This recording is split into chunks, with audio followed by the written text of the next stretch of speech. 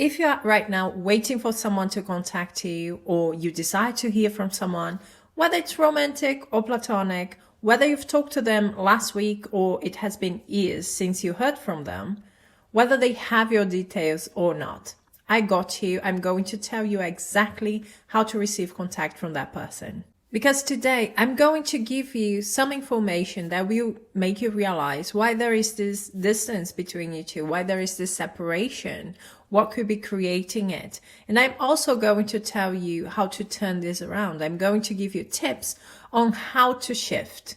But before I get into it, hello everyone. If you're new here, my name is Elle. Welcome to my channel. If you're in need of coaching, go to the description box. The information is there. But right now, let's get into today's topic. So guys, let's start with what could be happening right now and why you are going through the physical experience of separation. One of the most common reasons is because when we want to hear, we want to talk to someone that we care about, that is important to us, that is special in our lives, we end up putting that situation, like communication, on a pedestal, and we enter naturally a state of waiting. When we are waiting for something important, something special to happen, it can feel like we are putting our lives on hold. We are just focusing on that moment and that situation. It can feel like time's going by slowly. There's nothing happening for us. So what is the psychology of waiting? Typically, we feel frustrated, irritated, sometimes even anxious or bored. There are a full range of negative emotions that come with this. And this becomes our state. And that's the issue here, because our state manifests automatically. So we are manifesting more reasons to feel that way. Irritated, frustrated, bored. We are manifesting more reasons to wait. And when we desire to have more communication, but this is how we are feeling, we end up manifesting less contact, less calls, less texts. If this is what you are going through and you notice that your state feels a bit tense because all of your thoughts or most of your thoughts are telling a story of lack. When are they going to call me? Are they even going to call me? What are they doing that they are not showing up? Why am I here waiting? Why are they doing this to me? So many things can show up in our minds. But these thoughts are telling a story of lack. I'm not getting what I want. If this is your situation, then my tip is leave your phone somewhere else where you cannot be looking at it every 30 seconds. And if you're at home, a different room. Go tidy up your house. Go for a walk. Exercise. If you are at work, leave it in your bag, in your jacket, but not by your side where you can look at it every time, Get busy. In whatever you are doing, be present. Focus on the task. And if your mind tells you, oh, let's go and look, maybe they sent me a text already or they tried to call me, tell yourself, no, right now I'm busy doing whatever I'm doing and later I'm going to do that. I'm going to check my phone. We need to discipline our mind. You can't just take control over us. So your thoughts are just a suggestion and you are following your impulse sometimes. But you have to be in control and you have, as I said, to discipline yourself and get to the position where you can say, this is not the moment right now. Give me a break. I have things to do. I'm focusing on this and then I'm going to go and check on it. Another reason why we create separation is because of the stories and the assumptions that we end up creating or accepting. Sometimes they even tell us, I won't have much time to be around because I'm starting a new job or I have a lot on my plate. I'm so sorry, but I still want to get in touch with you. I still want to date you. There are many things that could come up. That is the story of the 3D, but it will only play a role in your life if you accept it and if you start assuming that this is how it is. And I want you guys to keep this in mind because you do not have to accept those stories. The only reason why I would assume that someone is too busy right now is if my fear or my most dominant assumption was much worse than this. So if I had that feeling, Maybe they are seeing someone else, or they are not interested in me. Of course, I would work on those beliefs as well.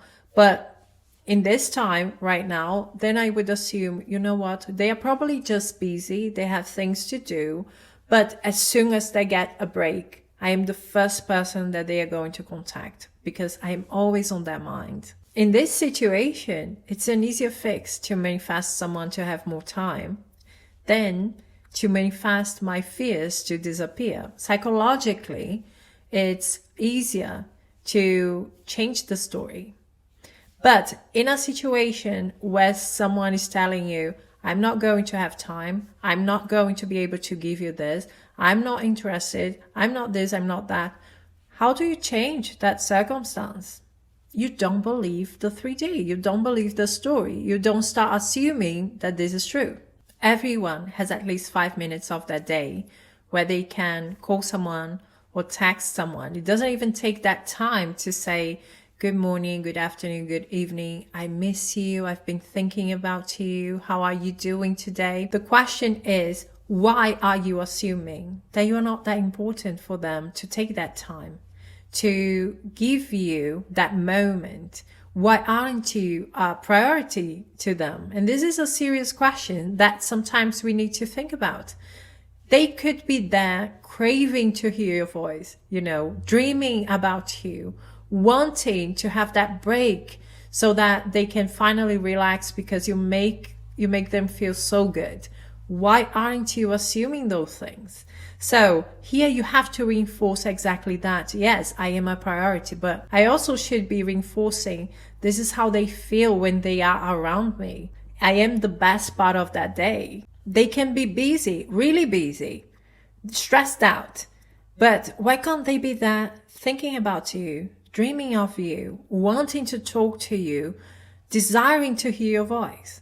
Yes, they can. A very important thing for you to figure out is why you are putting yourself in a feeling state of disadvantage. Why are you the one who has to be there waiting? Why are you already assuming that they are not thinking about you, that they are not prioritizing you, that you're not important, etc.?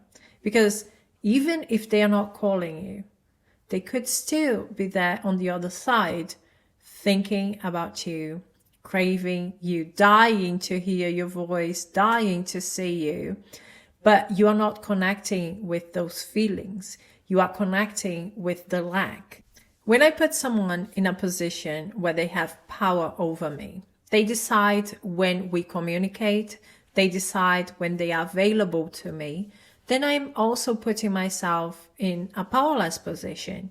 I am accepting a story that is not exactly what I desire. So I'm going to experience a version of them. I'm going to attract a version of them who is probably not going to give me what I want, or it's not going to be as easy. It's not going to flow as it could.